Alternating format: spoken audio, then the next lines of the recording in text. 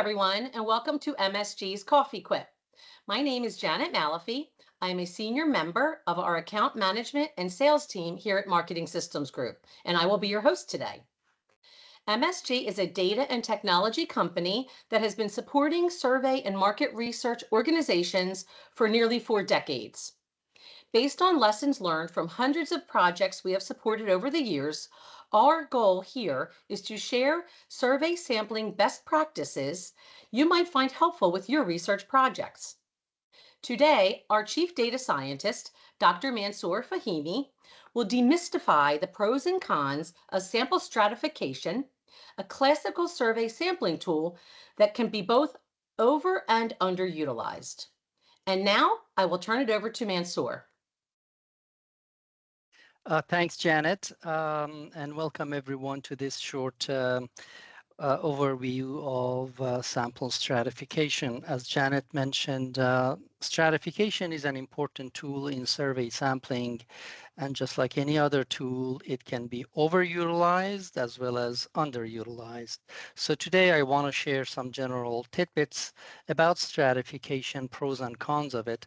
But before I do that, I like to go over a few sampling fundamentals to put things in perspective.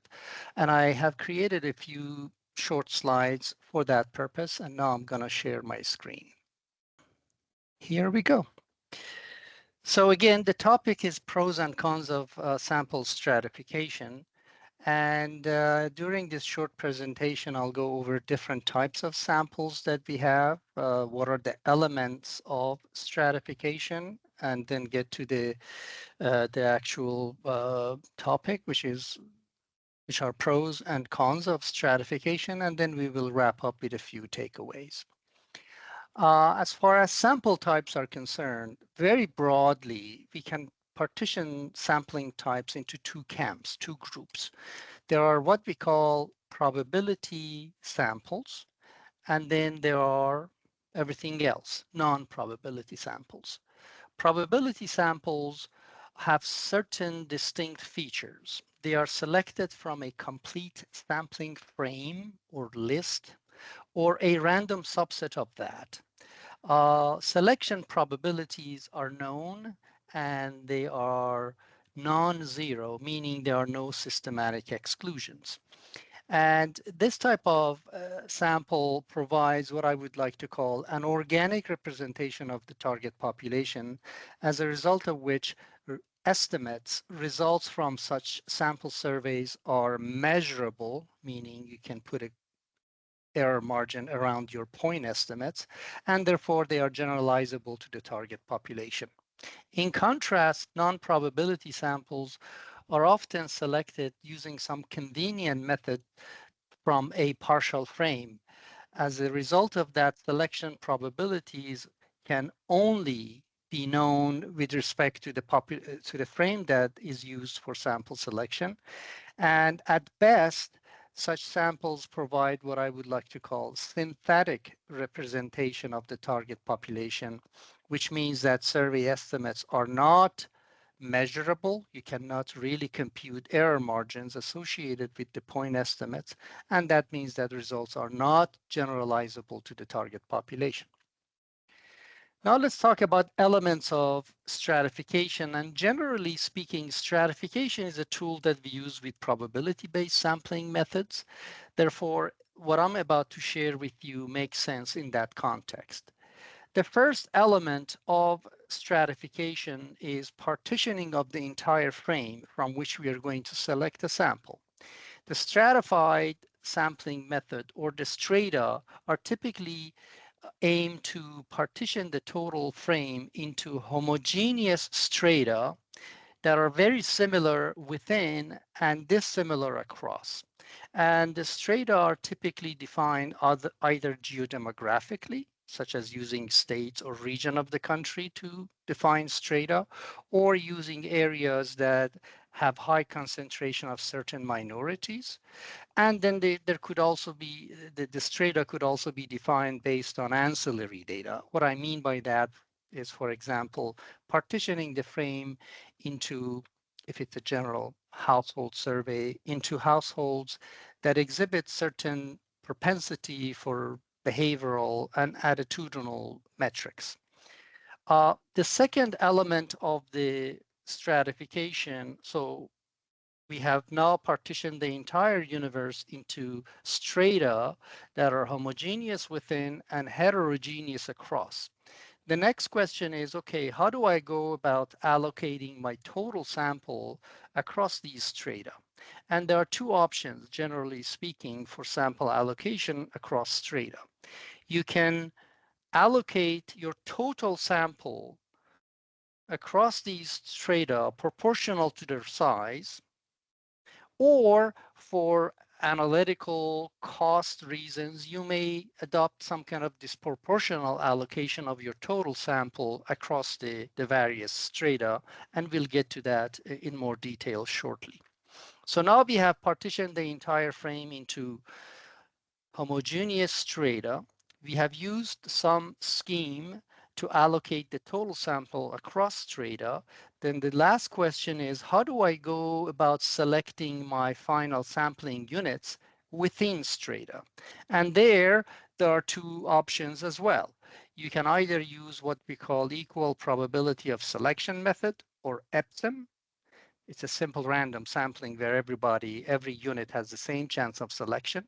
Or for various reasons, you may want to use some kind of unequal selection probabilities. Keep in mind that probability-based sampling doesn't mean that every unit has the same chance of selection. Units could have different chance of selection so long as they are known and they are not zero.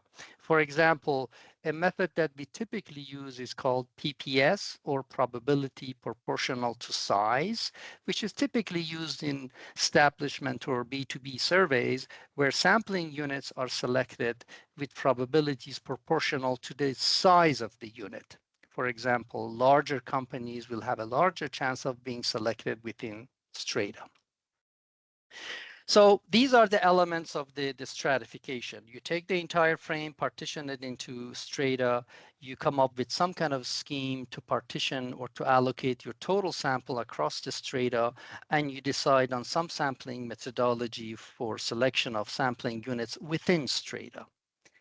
What are some of the advantages of stratification? Why do you want to stratify your sample as compared to a simple random selection across the frame? One of the utilities of stratification is controlling the composition of the sample. What do I mean by that? You can, for example, oversample certain subgroups that have low incidence. For example, if this is a general population survey across the US and you take a simple random sample, the small minority of Native Americans are going to have a small chance of selection, so there will be only a handful of those in your sample. If for analytical or other reasons you want to have a larger representation of Native Americans, you can achieve that through stratification so that the specific stratum can be oversampled. Also, you may want to be preemptive and oversample low responding households. If you know, for example, that certain households exhibit lower propensity of response, you can oversample those in anticipation of their lower response so that your resulting pool of respondents will be more balanced. Another reason for stratification is just improving the overall representation of the sample. By that I mean, if you rely on simple random sampling, especially when your sample size is small, sometimes the resulting sample can be wacky, it can be skewed. So to guard against mishaps of randomness, you can partition your sample into strata. So for example, you can take the entire list of addresses in the US, partition it into states or regions, and select samples within the resulting strata. That way you will be guaranteed that states will have proper representation. And then inherent to that is the benefit that the resulting sample, when it's stratified, will have a better diversity geodemographically or with respect to any other measure that is used in construction of your strata. And finally, there is this cost optimization, cost variance optimization that stratification can accommodate. So you may want to be interested in reducing cost, therefore oversampling less expensive units, however expense is defined. In contrast, you may be aware that certain subgroups of your population exhibit high variability, and therefore it may be necessary to allocate a larger share of your total sample to those strata in order to reduce variability. This is a cost variance optimization that can get actually pretty complicated. So these are the overall benefits of stratification. And then now let's talk about what are the potential costs or cons associated with stratification. Um, the first thing is that if you use stratification, especially when you use disproportional allocation of the total sample across strata, or you use some kind of disproportional selection method within strata, you're going to have what's called a design effect, meaning that if you depart from equal probability of selection method and Epson design, you're going to have to weight your sample in order to compensate for the induced disproportionality. The amount of precision cost that is incurred due to that weighting is typically captured by what we call design effect, the formula for which is there. And this design effect is really the factor by which the effective sample size is reduced, meaning um, how much increase is going to result as a result of this proportional allocation, meaning how much sampling errors are going to increase. Put it differently, how much your confidence intervals for point estimates are going to get wider, or if you're doing some kind of program evaluation and you're looking for minimum detectable differences, those detectable differences need become larger and larger, and therefore it becomes more difficult to detect small significant differences. And another challenge or cons, if you want to call it, associated with stratified sampling is that you really need to have reliable data about your frame, meaning about every unit that is part of the target population for your stratification to be effective. Poor stratification, meaning when you construct what you would think are homogeneous strata, if that doesn't happen because the information you have used for your stratification has been unreliable, this can backfire big time, meaning costs can increase and variability can increase. And the next one is not necessarily a con as much as it is a requirement, but the fact is that this cost variance optimization, which is one of the important utilities of stratification, is not a simple task. If you don't have in-house resources to, to, to go about that investigation of trade-offs, then this can get challenging.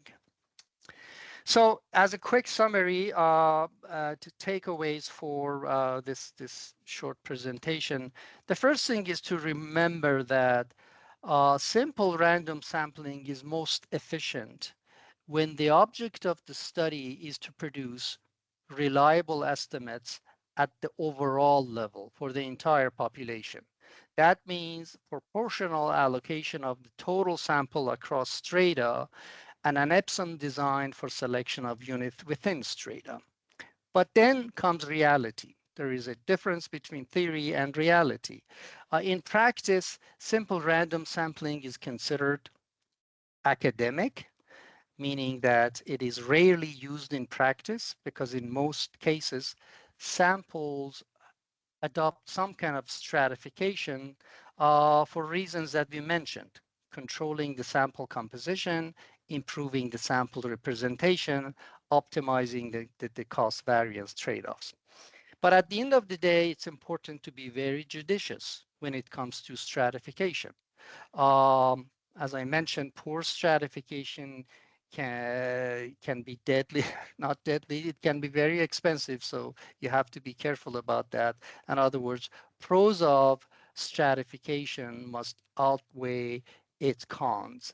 And perhaps the most important takeaway is that when you design a study, you have to keep the total survey error in mind. What I mean by that, this is a simple depiction of the total survey error paradigm, whereby it indicates that error or inefficiency can creep into our studies from various places and various nodes. For example, you can have errors coming into your study due to what we call errors of non-observation, meaning if your sampling frame has issues, if your sampling method has inefficiencies, or if you experience high rates of non-response. On the other hand, there are errors of observation. If the questionnaire is poor, if the data collection methodology is not as effective as it needs to be, and if for various reasons respondents are not as attentive as you would like to be, typically as a result of bad questionnaire, you can have error creeping into your study. And there are errors of processing, data compilation. If you apply some kind of imputation to deal with missing data, and if you apply some kind of weighting to deal with differential non-response, if these are not done properly, error will creep in. And then finally, there are errors of dissemination. But by that I mean how you go about data analysis, interpreting your results, and then how you report your results. There are possibilities of error again coming in across all these nodes. So the moral of the story here is to be holistic about sample survey designs and making sure that we don't focus only on one of these nodes, for example, only on sampling and getting very complicated about stratification and not paying adequate attention to other nodes where error can come in and create a weak link. That is it. I thank you for your time, and I hope that this short presentation has been useful for you. Thank you. Thank you, Mansour. Yes, this has been very informative, and I think it would be great if you would just give a brief recap and maybe specifically review when sample stratification is beneficial and when it is not. Sure. So again, as I mentioned, sample stratification is a very powerful tool.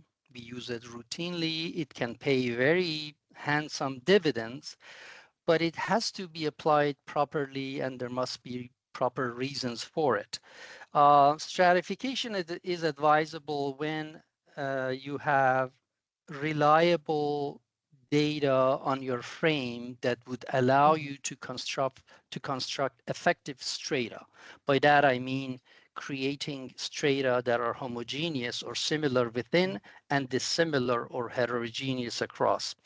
And the other point is that you don't want to create strata willy-nilly.